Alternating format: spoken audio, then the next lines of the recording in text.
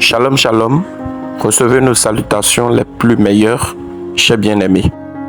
Ce projecteur Android, le modèle INS1, c'est un projecteur smart intelligent et à l'allumage, voici comment cela s'affiche. Bien sûr, pour la mise à jour du système, voilà comment ça s'affiche. Mais pour la première version, en bas ici, là où il y a Prime Vidéo, vous aurez YouTube. Là, vous aurez YouTube. Donc, c'est la seule différence. Sinon, c'est la même chose. C'est la même chose. À part ça, et dans les applications, il y a aussi, dans les applications ici, il y a en bas ici, par exemple, ceci, et TV, PDF, View n'est pas dans la première version. Mais pour ceux qui ont la première version, vous allez voir simplement WPS. C'est toujours pour lire les fichiers PDF. Donc, voilà comment s'affiche notre projecteur. C'est un projecteur avec une mémoire interne de 16 Go. Ça a une mémoire interne de 16 Go. Ça a Bluetooth. Nous pouvons aller dans les paramètres pour voir ces choses. Ça prend de l'internet. Ça prend de Gmail. Nous pouvons voir ici à propos. Et ça c'est la version et tout. Ici c'est la date, la langue à régler et tout. Moi j'ai déjà réglé ça sur français. Ça a exactement les fonctionnalités d'un téléphone. Comme nous avions toujours l'habitude de le dire. C'est un projecteur Android. Ici nous avons son stockage. Là nous avons une mémoire disponible de 11 Go.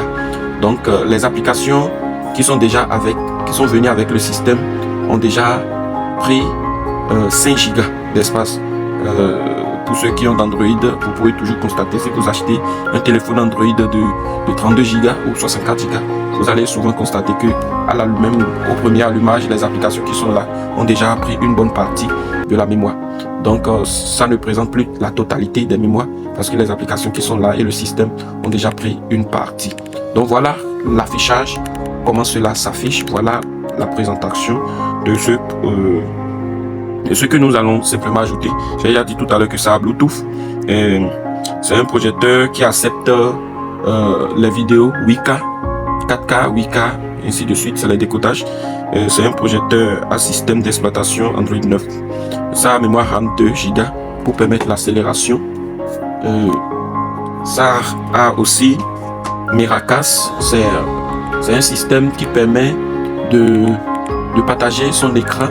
L'écran, voilà, Miracast, c'est un système qui permet de partager l'écran de son téléphone avec le projecteur. C'est ça aussi, non c'est ça, Miracast. Ceci aussi, c'est aussi la même chose. Nous allons revenir sur toutes ces choses-là plus tard. Ça a un système de réglage de l'écran.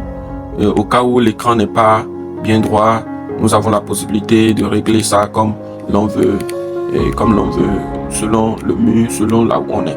Nous allons revenir sur toutes ces choses-là plus tard. Nous allons nous aider à comprendre toutes ces choses-là dans les vidéos prochaines, dans les prochaines vidéos. Pour le moment, nous sommes en train de présenter les choses que le projecteur a. Ça a plusieurs méthodes de projection. Et ici aussi, on peut zoomer l'écran, dézoomer, voilà. Ça a ses fonctionnalités. Et zoomer l'écran, rendre l'écran un peu plus petit si ça dépasse le paille, ou rendre l'écran à sa taille normale si c'est ce qui va avec le paille. Donc tout ça, ce sont ces fonctionnalités. Nous allons revenir sur ces points plus tard dans les moindres détails. C'est un projecteur qui a 2 ports USB. Bien sûr, on peut mettre deux clés USB dedans. On met 2 clés USB dedans. Et ça a 2 entrées HDMI aussi. Ça peut prendre entrée AV aussi pour ceux qui ont de lecteurs DVD. Bien sûr, ce ne sont plus des choses qui sont beaucoup plus utilisées aujourd'hui. Ça a aussi l'entrée écouteur. Voilà les entrées que cela possède. C'est un projecteur qui a un affichage Full HD. Full HD. Donc c'est très clair. C'est Full HD de 1920 x 1080p. C'est ça qui fait que l'écran est rectangulaire et beaucoup plus clair. C'est un projecteur qui accepte les formats, presque tous les formats de vidéos qui existent aujourd'hui. Ça a un moteur AM logique avec décodeur et encodeur matériel dédié. prise en charge de plusieurs sessions de décodage vidéo sécurisé et du décodage de l'encodage simultané. Décodage vidéo image profil VP9 de à 10 jusqu'à 8K. Voilà, c'est de là que je parle. Vous pouvez voir sur des écrans plats que nous achetons aujourd'hui, c'est marqué avec étiquette 4K. Ça, c'est le décodage de nos télés aujourd'hui au Bénin, par exemple. Et dans d'autres pays, ça va jusqu'à 8K. Nous pouvons aussi voir ça sur des caméras de grande qualité et de grand décodage. Nous pouvons lire sur ces caméras-là aussi 4K. Les caméras que les shooters utilisent, nous pouvons voir ça aussi sur ça. Donc, ceci est un projecteur qui accepte tous ces formats de vidéo. Oui, qui accepte tous ces formats de vidéo. Donc, pour ne pas trop bavarder, ça accepte presque tous les formats de vidéo qui existent aujourd'hui. Les AV, les MPEG, trop de formats qui existent aujourd'hui. Les MKV, les WMV, les MPG, les MPEG, les DAT, les AVI, les MOV, les ISO, les MP4, RM, les JPG et autres. Donc ça accepte presque tous les formats de vidéo qui existent aujourd'hui. Côté audio, ça possède un système Dolby Audio et prend en charge des formats MP3, AAC. Les AAC, c'est comme les audios que nous envoyons par WhatsApp. Ça accepte les WMA. Ce sont des formats audio que nous utilisons pour faire des enregistrements. Ça accepte les RM, les FLAC. Et pour le contraste, c'est 1000 sur 1. Et la luminosité est très élevée. Et la lumière que cela possède, la luminosité LED qui est dedans est de 12 000 lumens. Et la luminosité de projection du moins est de 300 lumens ainsi.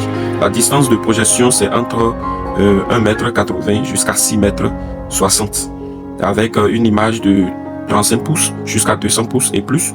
Cela dépend de la position que vous mettez, la distance. Ça a un haut-parleur bien sûr de 5 watts et 4 ohms. Voilà, ça prend en compte plus de 20 langues. Français, anglais, chinois, espagnol et ainsi de suite. Et le bruit est vraiment faible. Donc en quelque sorte, voilà notre projecteur. Ici, je vous avais parlé de HDMI, voilà les entrées. Donc voilà un peu notre projecteur. Ça, Google Play, Google Play n'est rien d'autre que Play Store. Ça, Play Store, autre. Donc ici, ce sont les applications, nous l'avons déjà parcouru. Ça, et ainsi de suite. Voilà. Et nous pouvons aussi, à partir de Play Store, télécharger encore d'autres applications. Voilà un peu et à quoi ressemble notre projecteur. Et nous allons revenir dans la vidéo suivante pour présenter les détails approfondis pour l'utilisation et tout. Que Dieu vous bénisse et Dieu bénisse votre écoute.